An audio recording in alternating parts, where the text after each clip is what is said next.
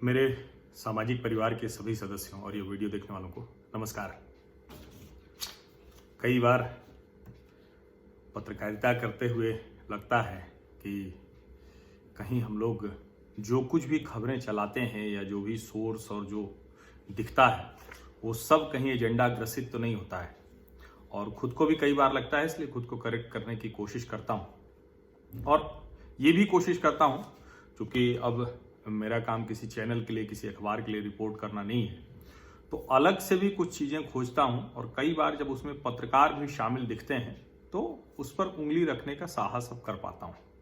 हालांकि मैं बार बार कहता हूँ, फिर से कह रहा हूँ कि निजी तौर पर मैं किसी एक व्यक्ति या एक संस्था या इस तरह से उंगली उठाने को बहुत बेहतर नहीं समझता हूँ, क्योंकि उससे जो विषय है वो नहीं ठीक होता है, गलती बहुत नहीं ठीक होती है।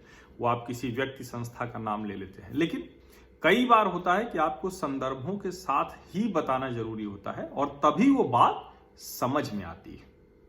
पाल घर में जो कुछ हुआ, मैं पहली बातचीत से लगातार कह रहा हूं कि इसमें कोई भी कम्युनल एंगल नहीं है, कोई भी इस तरह का घटनाक्रम नहीं है। वहां बहुत से मूल हो सकते हैं कि साधु दिखे और उनको इस तरह से पीट दिया गया, उसमें क्रिश्चियन मिशनरीज का वहां बहुत प्रभाव है, ये हो सकता है, कम्युनिस्टों का बहुत प्रभाव है, ये हो सकता है, और इस सब में वो सारी चीजें हो सकती हैं। मैंने सिर्फ ये एक आधार किया, कहीं कोई मतलब पक्के तौर पर कोई क्या क्या है ना, तो ये मैंने कहा नहीं, मुझे जानकारी है। लेकिन अगर कोई तय करके और ये बताने लगे कि नहीं कैसे कैसे कौन कौन लोग शामिल हैं, उसका प्रमाण वो कोशिश करे और वो झूठ फैलाने की कोशिश करे, जो काम जो निखिल वागले और सुधीर सूर्यवंशी के ट्वीट से हुआ, और मैं उसकी टाइमलाइन आपको बताता हूं, उसके बाद आप लोग खुद तय कीजिए। हालांकि सुधीर ने बाद में अपने ट्वीट का करेक्शन कर लिया, लेकिन उसका जो काम होना था जो कर चुका। एक सचिन सावंत हैं, कांग्रेस के प्रवक्ता हैं, उन्होंने दरअसल ये शुरुआत की थी और उन्होंने बताया, उनका ट्वीट जो है 20 अप्रैल को 2:04 मराठी में ट्वीट है, 585 रिट्वीट है और 2416 लाइक है। इन्होंने लिखा 20 अप्रैल को 2:04 पर कि वो भाजपा की वहां सरपंच है, लंबे समय से वहां भाजपा पंचायत में है, और वो फिर बाद में उन्होंने हिंदी में भी ट्वीट किया है कि पता करना चाहिए, अमित शाह को पूछना चाहिए कि आखिर अफवाह कैसे फैली और कौन लोग हुए। ये एक राजनीतिक पार्टी के प्रवक्ता हैं, इनका काम था, इन्होंने अपना वो जो कहें कि अपने पक्ष को रखा। और अब सवाल ये है कि अगर इन्होंने इस तरह से लिखा है तो क्या सरकार के ऊपर उसका दबाव पड़ेगा, जो जांच आईजी कोंकण रेंज कर रहे हैं वो उसके ऊपर उसका दबाव पड़ेगा? ये एक बड़ा सवाल है, और इसीलिए मैं बार बार कह रहा हूं कि पाल घर में साधुओं की जो भीड़ द्वारा हत्या की गई है उसकी निष्पक्ष जांच बाहर से कराना चाहिए, क्योंकि चारों तरफ से कम्युनल एंगल, कम्युनिस्ट एंगल, भाजपाई बता देना, ये सब चल रहा है।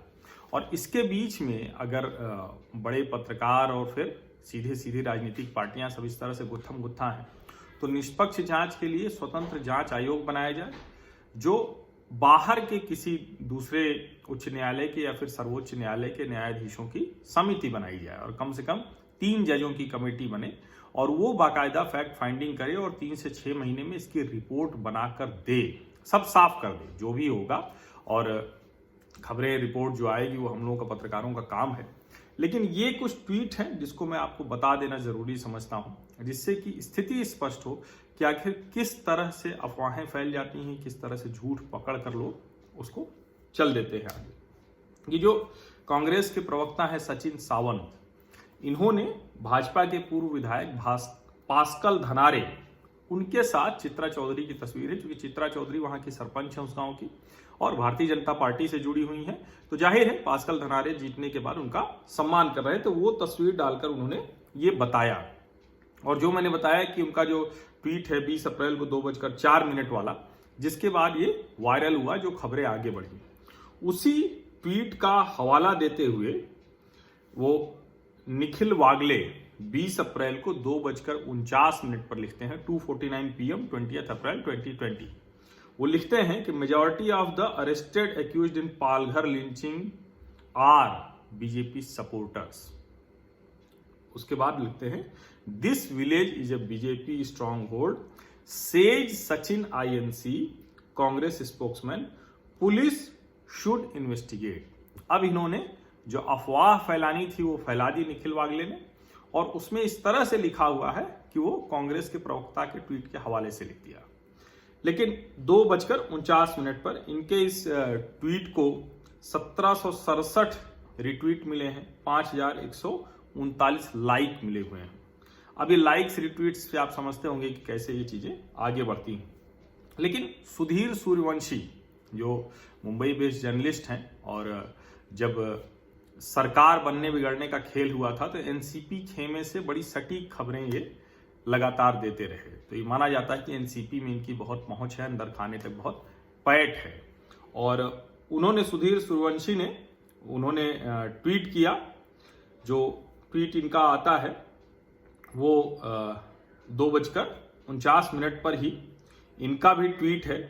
और वो ट्वीट वो लिखते हैं कि पालघर मॉब लिंचिंग के कनेक्शन में चित्रा चौधरी को गिरफ्तार किया गया है, वो ग्राम पंचायत भाजपा शासित है। और इस तरह से वो लिखते हैं जैसे कि चित्रा चौधरी के ऊपर ही पूरा दोष है, वो आरोपी हैं, इस वजह से उनको गिरफ्तार किया गया। और उस ट्वीट को 2644 रिट्वीट मिलते हैं, 5577 लाइक्स मिल जाते हैं। हालांकि करीब 2 घंटे बाद, 2 घंटे 10 मिनट बाद, यानी 5 बजे 5 PM का उनका करेक्शन का ट्वीट आ जाता है, और जिसमें लिखते हैं कि सरपंच भाजपा का, लेकिन अभी तक गिरफ्तारी नहीं हुई है, जांच जारी है। यानी यहां भी हो चुकी है। साफ साफ ये नहीं कहते कि मुझसे गलती हो गई, मैंने गलत लिख दिया, ये हो सकता है पत्रकार के तौर पर, ये हमेशा ये खतरा बना रहता है, इसलिए बेनिफिट ऑफ डाउट है। लेकिन यहां भी वो अपनी बात को जस्टिफाई करने के लिए लिखते हैं कि सरपंच भाजपा का, लेकिन अभी तक गिरफ्तारी नहीं हुई।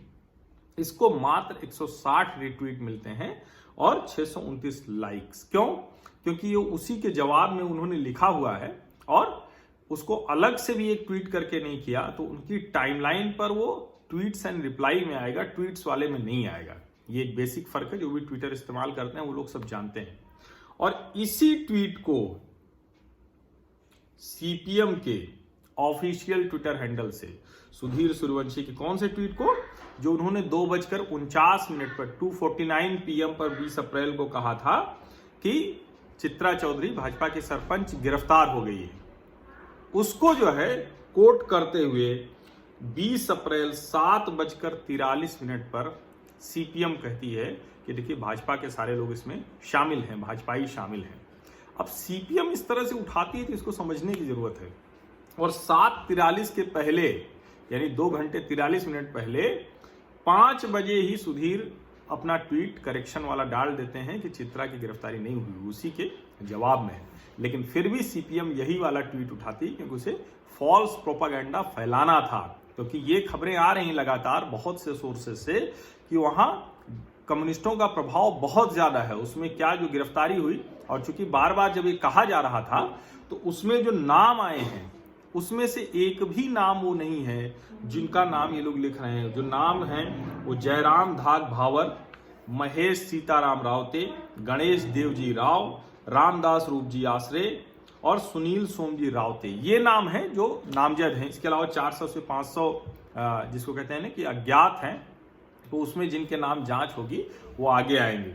और सीपीएम के एक सेंट्रल कमेटी के मेंबर हैं डॉक्टर अशोक धवले, वो भी 20 अप्रैल को 5 बजे वही पास्कल धनारे और चित्रा चौधरी वो फोटो डालकर वो डालते हैं, देखिए क्लिंचिंग प्रूफ है कि भारतीय जनता पार्टी के लोग ही इसमें शामिल हैं।